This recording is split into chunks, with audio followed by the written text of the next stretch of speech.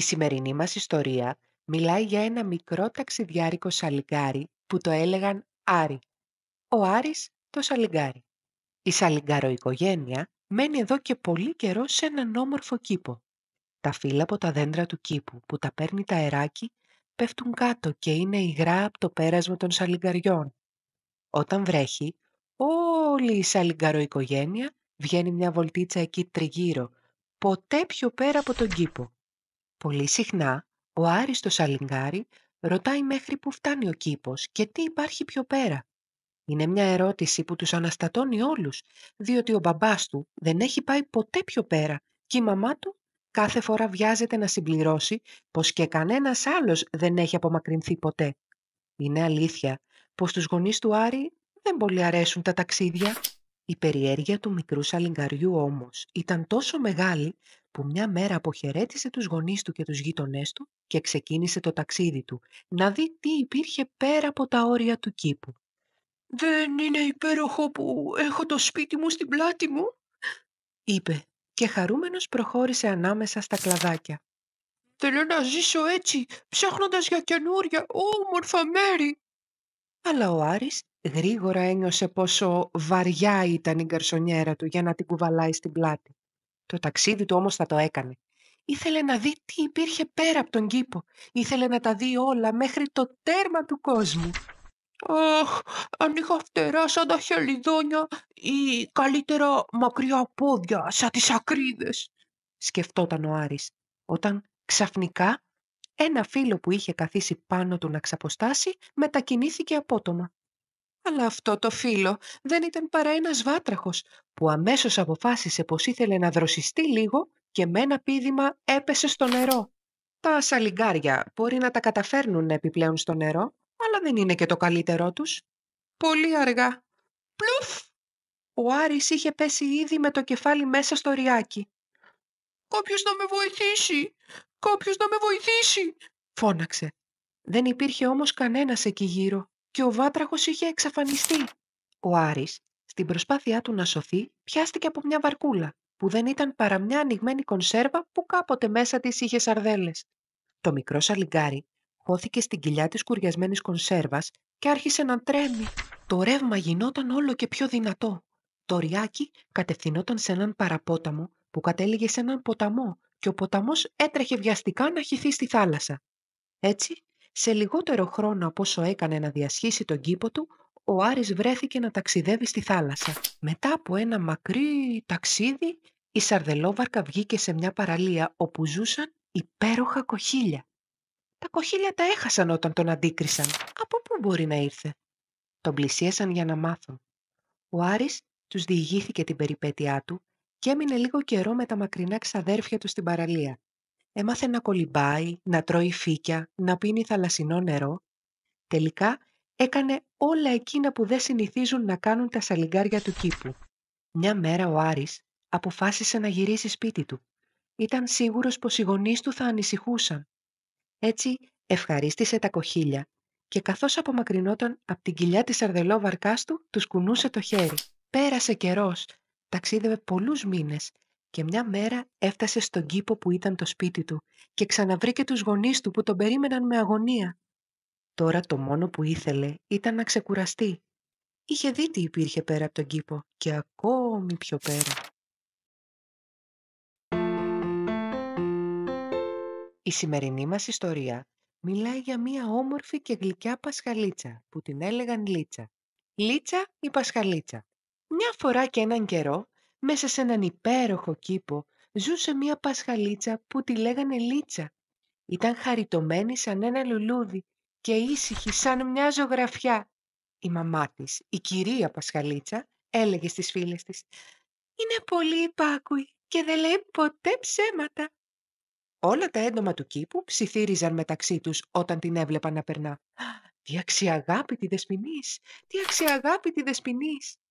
Μια μέρα, η Λίτσα πήγε και κάθισε πάνω στη γαμψή μύτη μιας γριάς γυναίκας που είχε πέσει από τον ουρανό. Όπως καταλαβαίνετε, ήταν η μύτη μιας μάγισσας που δεν αγαπούσε κανέναν, πόσο μάλλον τη μικρή Πασχαλίτσα που της έφερνε φαγούρα. Θέλω να γίνεις η πιο άσχημη πασχαλίτσα και η καρδιά σου να γίνει μαύρη, σαν τις μαύρες βούλες που έχεις στην πλάτη σου», είπε η γριά γυναίκα στη Λίτσα. Μετά, αφού φόρεσε το ψηλό μαύρο καπέλο της, εξαφανίστηκε. Τότε έγινε ακριβώς αυτό που είπε η μάγισσα. Η Λίτσα έγινε πραγματικά πολύ άσχημη. Η χαριτωμένη πριν μητούλα της τώρα την τρόπιαζε και τα μαλλιά της στέκονταν τόσο όρθια που ήταν αδύνατο να τα χτενίσει. Στο σπίτι η μαμά της έκλαιγε, γιατί η άλλοτε όμορφη μικρή Λίτσα της είχε γίνει τώρα πολύ άσχημη και ανυπάκουη. «Τι έκανα στο Θεό», έλεγε, «για να έχω τέτοια κόρη?» «Τίποτε απολύτως. Ένα πλάσμα του καλού Θεού ήμουνα και είπε ακόμη», απαντούσε η κακιά πια πασχαλίτσα. Σε όλους τους φίλους της, τα έντομα του κήπου έκανε γκριμάτσες και τους τρόμαζε. Η Σαρανταποδαρούσα μια μέρα νευρίασε και της είπε: «Άμα σε πιάσω, θα σου δώσω μια στο ποπό σου, «Αλλήμονό σου, κακιά μικρή». Αλλά η Λίτσα συνέχισε να τους κοροϊδεύει όλους, αδιαφορώντας για την οργή τους, μέχρι που βρήκε καινούριους φίλους που τους θαύμαζε. Τη Μάχη, τη χοντρή Αράχνη και τον Άρη, το Σαλιάρι Βάτραχο. Όμως μια νύχτα εμφανίστηκε μια νεράιδα. Φορούσε ένα φουστάνι κεντυμένο με αστέρια, που καθώς προχωρούσε έλαμπαν. Μετά η μικρή νεράιδα ξάπλωσε σε ένα χαλί από λουλούδια. «Κοιτάξτε, μια νεράιδα! Μπορούμε να πάμε να της κλέψουμε το μαγικό της ραβδί», είπε ο Άρης ο Σαλιάρης. «Α, ναι», συμφώνησε αμέσως η Μάχη η Αράχνη. Το είπαν και το έκαναν. Όμως μόλις άγγιξαν το ραβδί της νεράιδας, ο Άρης μεταμορφώθηκε σε καρότο και η Μάχη σε κουνέλι που του αρέσουν πολύ τα καρότα. Όσο για τη μικρή πασχαλίτσα, η νεράιδα με ένα κλείσιμο του ματιού της την έκανε πάλι όπως ήταν πριν, όμορφη και ευγενική. Της έδωσε δηλαδή ξανά αυτά που της είχε κλέψει η μάγισσα. «Μαμά, μαμά», φώναξε τότε με χαρά η Λίτσα. «ξανά γίνα όπως ήμουνα». «Η μικρή γλυκιά κορούλα μου», συμπλήρωσε κλαίγοντας από τη χαρά της η μαμά Πασχαλίτσα. Έτσι στο τέλος της μέρας όλοι στον κήπο ξανά γίναν ευτυχισμένοι. Αν σταθεί μια Πασχαλίτσα μέσα στην παλάμη σας, μην τη διώξετε. Κάντε μια ευχή. Είμαι σίγουρη πως θα πραγματοποιηθεί. Ήταν η Λίτσα η Πασχαλίτσα. Σειρά βιβλίων «Τα Ζουζουνάκια». Συγγραφέας Άντων Κρίνξ. Εκδόσεις Παπαδόπουλος. Η σημερινή μας ιστορία μιλάει για μία μικρή πεταλούδα, τη Λούλα, που αγαπούσε τα λουλούδια. Λούλα ή πεταλούδα? Ήταν μια φορά και έναν καιρό σε έναν κήπο, ανάμεσα σε κρίνα μυρωδάτα και ανθισμένες τριανταφυλλιές, ένα μικρό σπιτάκι με τοίχους από λευκές μαργαρίτες, όπου κατοικούσε μια πεταλούδα που την έλεγαν Λούλα. Η Λούλα αγαπούσε τη συντροφιά των λουλουδιών. Κάθε πρωί πετούσε για να τα επισκεφτεί.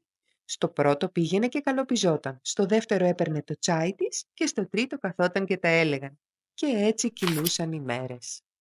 Έπειτα, όταν ο ήλιος πήγαινε για ύπνο και τα λουλούδια έκλειναν τα πέταλά τους, η Λούλα επέστρεφε στο σπίτι της.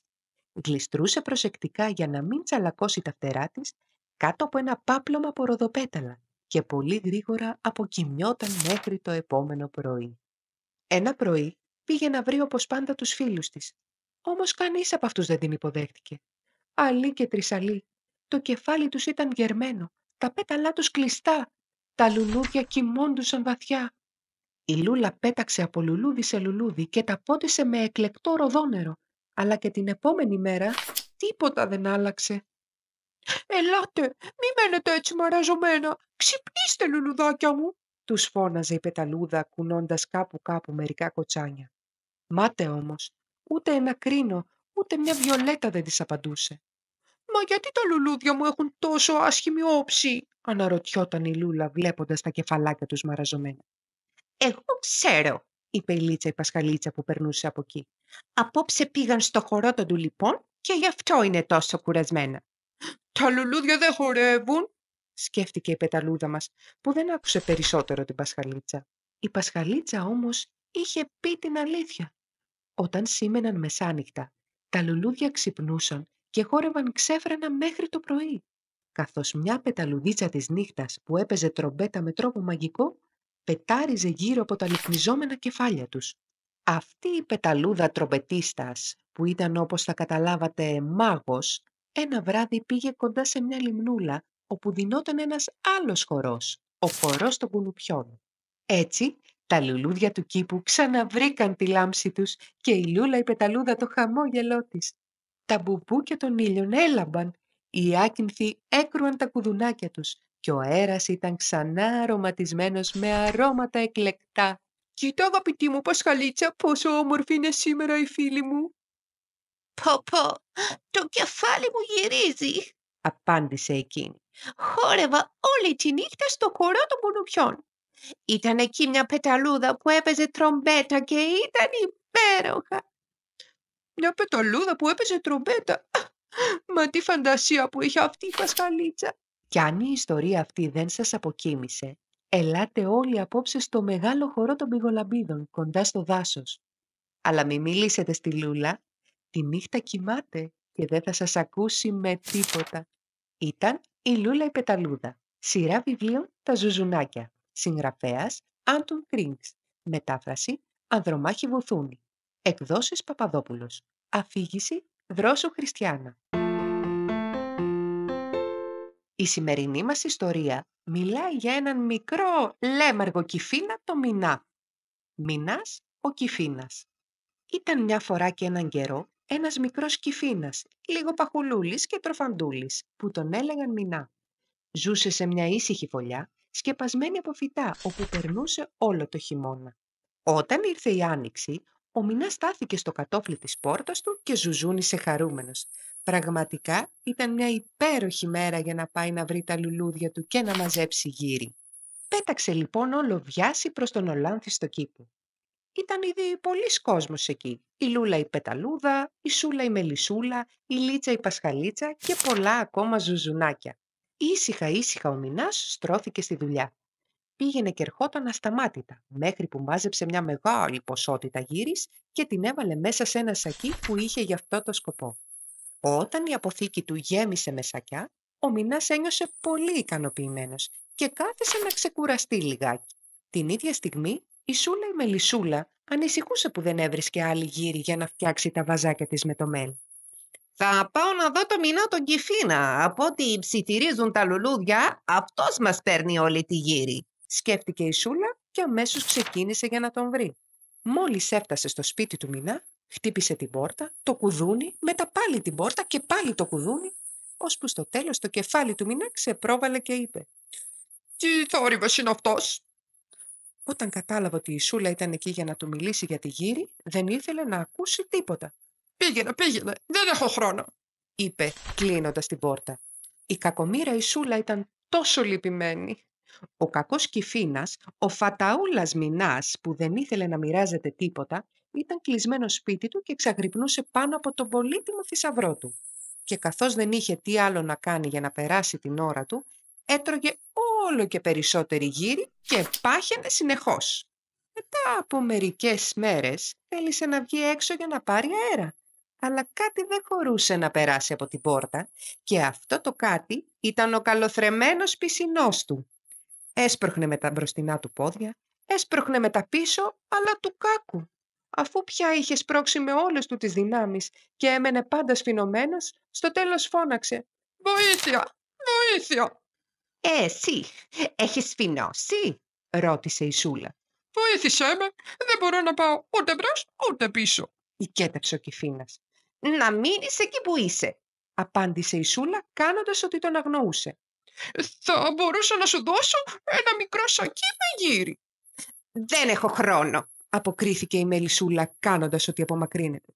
Θα σου δώσω 2 μικρά σακιά. Στάσου 4 μικρά σακιά ή μάλλον 10 μικρά σακιά. Εντάξει, είμαστε εντάξει με 15 σακιά, είπε ικανοποιημένη. Έπιασε τον Κυφίνα από το ένα πόδι και τραβούσε με όλες τις δυνάμεις.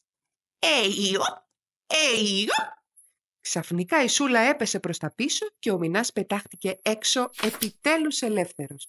Όπως της είχε υποσχεθεί ο Μινάς, η Μελισσούλα μας παρέλαβε τα 15 σακιά με τη γύρι.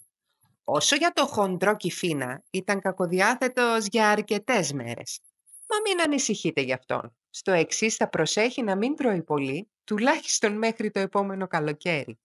Έτσι και μας δεν θα μας λείψει το μέλι αυτόν το χειμώνα. Ήταν ο Μινάς ο Κυφίνας. Σειρά βιβλίων «Τα Ζουζουνάκια». Συγγραφέας Άντων Κρίγκς. Μετάφραση Ανδρομάχη Βουθούνη. Εκδόσεις Παπαδόπουλος. Αφήγηση Δρόσου Χριστιάνα. Η σημερινή μας ιστορία μιλάει για μία μικρή κάμπια, την Νάντια, που ονειρευόταν να γίνει μία όμορφη πεταλούδα. Νάντια η κάμπια. Μια φορά, σε έναν μαγεμένο κήπο, ζούσε μια μικρή κάμπια, μάλλον κάπως στρουμπουλή, που την έλεγαν Νάντια. Ανέμελες η Νάντια και οι αδελφές της μασουλούσαν από το πρωί ως το βράδυ κατά πράσινα και τραγανά φύλλα.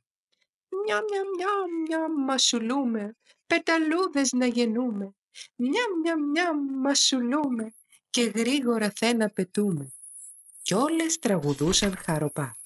Αυτό το μεγάλο φαγοπότη κράτησε κάμποσο μέχρι την ημέρα που οι κάποιες βάλθηκαν να ψάχνουν ένα μέρος για να εγκατασταθούν.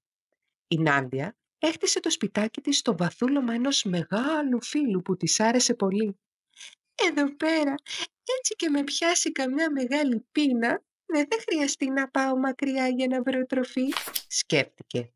Μετά μπήκε μέσα και κλείστηκε στο καινούριο σπιτικό της. Κοιμήθηκε λίγο και ονειρεύτηκε πως πετούσε. Αλλά δυστυχώς, όταν βγήκε από το σπιτάκι της, είδε πως δεν είχε φτερά και η εμφάνισή της δεν είχε αλλάξει καθόλου. Η Νάντια γύρισε το κεφάλι της από τη μια, το γύρισε και από την άλλη και είπε αναστενάζοντας βαθιά με θλίψη: «Γιατί, αχ, γιατί να μην γίνω πεταλούδα?» Η μικρή μας κάμπια, που είχε μεγάλη ανάγκη από μια καλή κουβέντα, πήγε να βρει τις αδελφές της και άρχισε να τις φωνάζει. Τότε είδε να πετούν στον ουρανό χιλιάδες πεταλούδες. Πλησίασαν την Νάντια και στριφογυρίζοντας γύρω της, τις έδειχναν με υπερηφάνεια τα φτερά τους που ήταν ζωγραφισμένα με ζωηρά χρώματα. Αισθάνονταν τόσο όμορφα που δεν αναγνώρισαν την αδελφή τους και ακόμη χειρότερα, βλέποντας την καημενούλα, φώναξαν με κοροϊδευτικό ύφος: Πόσο ενοχλητικό θα είναι να κουβαλάς τόσα ποδαράκια και να μην μπορείς να πετάξεις. Και με αυτά τα λόγια απομακρύνθηκαν για να ξαναρχίσουν στη στιγμή τα αέρινα παιχνίδια τους. Για ώρα η Νάντια τις παρακολουθούσε με το βλέμμα της και τα μάτια της γέμιζαν δάκρυα. Όλο το καλοκαίρι το πέρασε μόνη της. Καμιά φορά έβγαινε από το σπιτάκι της και μασουλούσε κάτι, κοιτώντας θλιμμένα τον ουρανό. Έτσι περνούσαν οι μέρες, οι μήνες, οι εποχές και ήρθε ο χειμώνας, ένας χειμώνας μακρύς και κρύος. Οι πεταλούδες που είχαν χορέψει για τα καλά πέταξαν σε χώρες πιο ζεστές, μακριά από τις παγωνιές. Σύντομα τα λουλούδια και μετά τα δέντρα έριξαν τα φύλλα τους. Το μεγάλο φύλλο πάνω στο οποίο η Νάντια είχε ζήσει τόσον καιρό κυτρίνησε στην αρχή και μετά έγινε καφετή και ζάρωσε για τα καλά πριν να πέσει. Όταν άρχισε να χιονίζει, η Νάντια έμεινε κλεισμένη στο σπίτι της και από το παράθυρο κοίταζε το πανέμορφο θέαμα μέχρι που το σπιτάκι της σκεπάστηκε εντελώς από το χιόνι. Τότε έκλεισε τα μάτια και ονειρεύτηκε πως πετούσε. Αλλά αυτή τη φορά το όνειρο έγινε πραγματικότητα. Όταν η Νάντια ξύπνησε, κουνούσε με χάρη φτερούγες πεταλούδας και υψώθηκε σιγά σιγά στον ουρανό. Οι νυφάδες του χιονιού που στριφογύριζαν γύρω της την κάλεσαν αμέσως για χορό και συνέχισαν να χορεύουν μέχρι το βράδυ. Μετά η Νάντια άρχισε να φυλά τα λευκολούλουδα και τα χριστουγεννιάτικα ρόδα πριν να κοιμηθεί πάνω σε ένα από αυτά. Αν είσαστε καλά παιδιά, θα δείτε κάποτε μια πολύχρωμη ζωηρή πεταλούδα να χορεύει γύρω από το φωτισμένο χριστουγεννιάτικο δέντρο σας. Μην προσπαθήσετε να την πιάσετε, γιατί αυτό που θέλει είναι να καθίσει στο πιο ψηλό κλαδί, εκεί που βρίσκεται το χρυσαφένιο αστέρι, για να κρεμάσει τα δώρα της για εσάς. Ήταν η Νάντια η κάμπια. Σειρά βιβλίων «Τα Ζουζουνάκια». Συγγραφέας Άντων Κρίγκς. Μετάφραση Βίκη Τσιόρου. Εκδόσεις Παπαδόπουλος. Αφήγηση Δρόσου Χριστιάνα. Η σημερινή μας ιστορία μιλάει για ένα μικρό κουνούπι που το έλεγαν Ούπι. Ο Ούπι το κουνούπι. Στον κήπο με τα μικρά ζουζούνια ζούσε ένας πολύ παράξενος γιατρός. Το μόνο φάρμακο που είχε για όλες τις αρρώστιες ήταν οι ενέσεις. Όπως καταλαβαίνετε, σε κανέναν δεν άρεσε μια τέτοια θεραπεία. Όμως μην ανησυχείτε. Ο γιατρός Κουνούπης ήταν τόσο πολύ άσχολος που δεν είχε σχεδόν ποτέ χρόνο να κάνει επισκέψεις στα σπίτια των άρρωστων ζουζουνιών. Το γιο του γιατρού Κουνούπη τον έλεγαν Ούπι. Ο ίδιος δεν είχε καμία διάθεση να γίνει κι αυτός γιατρός, όμως το ήθελε ο πατέρας του με όλη του την ψυχή. Έτσι ο Ούπι ήταν υποχρεωμένος να διαβάζει βιβλία για να μάθει την τέχνη αυτή με την οποία κάνεις ενέσεις. Τα βιβλία ήταν τόσο χοντρά και είχαν τόσο λίγες εικόνες που χρειαζόταν μεγάλη υπομονή για να τα διαβάσει. Κάθε φορά που ο Ούπι έκλαιγε ή γκρίνιαζε, ο πατέρας του, λες και τον τζιμπούσε μίγα, έμπιζε τις φωνές και στο τέλος έλεγε «Στο δωμάτιό σου γρήγορα και δεν θα βγεις από εκεί παρά μόνο αν αλλάξεις γνώμη». Τότε ο Ούπι κλεινόταν στο δωμάτιό του και έπαιρνε όρκο πως δεν θα γινόταν ποτέ στη ζωή του γιατρός. Μέχρι εκείνο το βράδυ που κάποιος χτύπησε την πόρτα του γιατρού Κουνούπη. Ήταν η Φωτεινή, η πηγολαμπίδα. Η καημένη δεν είχε και πολύ λαμπερό ύφος. Μάλιστα μπορούμε να πούμε πως δεν έλαμπε καθόλου και αυτό ήταν το πρόβλημά της. Ο Ούπι της είπε να περάσει στο σπίτι και να περιμένει να γυρίσει ο πατέρας του για να την εξετάσει. Αλλά η πηγολαμπίδα δεν ήθελε να ακούσει τίποτε και έλεγε συνέχεια χωρίς σταματημό «Βοήθεια, βοήθεια, χάνω το φως μου». «Μήπως πρέπει να αλλάξεις καμιά λάμπα», της πρότεινε ο Ούπι για να την καθησυχάσει. Όμως η Φωτεινούλα συνέχιζε να κλαίει και για να την παρηγορήσει ο Ούπι της είπε πως ο πατέρας του ήξερε να κάνει κάτι καταπληκτικές ενέσεις. Αλλά αντί αυτό να την ηρεμήσει κάπως, η πηγολαμπίδα αναπήδησε μέχρι το ταβάνι φωνάζοντας «Συχαίνω με τις ενέσεις!» Είχε ταραχτεί τόσο πολύ που απείλησε τον Ούπι πως θα μεταμορφώσει σε σκουλίκι όποιον προσπαθούσε να της κάνει ένεση. Πάνω στην ώρα έφτασε και ο γιατρός Κουνούπης και είπε κοιτώντας τη Φωτεινή «Τι είναι αυτά που ακούω, φοβάσαι μια τόση δάενεσούλα?» Και πριν προλάβει ο Ούπι να τον συγκρατήσει, πήρε θέση για το τσίμπημα. Με μιας, ο γιατρός Κουνούπης εξαφανίστηκε και τη θέση του πήρε ένα σκουλίκι που ζάρωνε και ξεζάρωνε φωνάζοντας Εγώ είμαι ο γιατρός». «Δεν φταίω εγώ, το έκανα επειδή συχαίνω με τις ενέσεις», είπε η πηγολαμπίδα που συνέχιζε να κλαίει σε μια γωνιά. Ο Ούπι έπρεπε οπωσδήποτε να κάνει κάτι αν δεν ήθελε να τον περάσουν για ανίκανο. Έτσι κλείστηκε στην κουζίνα. Αυτό που παρασκεύασε είναι μυστικό. Όμως, για να μην μείνετε με την περιέργεια, θα σας πω πως αυτό που έφτιαχνε ήταν ένα σιρόπι. Θα προσθέσω επίσης πως μύριζε πολύ ωραία. Κάτι σαν τσίχλα μέντας, σοκολάτα με φουντούκια και γλυφιτζούρι φράουλας. Ο Ούπι έδωσε γρήγορα μια κουταλιά από το σιρόπι του στην πηγολαμπίδα και, ως δια μαγείας, άρχισε να λάμπει σαν αστέρι. «Έγινε καλά! Έγινε καλά!» φώναξε πηδώντας από χαρά. Μετά ο Ούπι έδωσε μια άλλη κουταλιά στο σκουλίκι και μέχρι να μετρήσει ως το 3, ο πατέρας του ξαναεμφανίστηκε και άρχισε να πηδάει και αυτός από τη χαρά του. Να λοιπόν πως ο Ούπι το κουνούπι, χωρίς καλά να το καταλάβει, έγινε το καμάρι του πατέρα του και των κατοίκων του κήπου, που τον έχρισαν επίσημο γιατρό τους. Μπορείτε να φανταστείτε έναν γιατρό που δεν κάνει ενέσεις και που θεραπεύει τις αρρώστιες με ένα τέτοιο σιρόπι? Ο Ούπι έδινε το σιρόπι του και σε όσους δεν ήταν άρρωστοι, αλλά του το ζητούσαν γιατί τους άρεσε τόσο πολύ που τους έτρεχαν τα σάλια. Αυτή η μυστική συνταγή είχε όμως και μια πιο σημαντική ιδιότητα.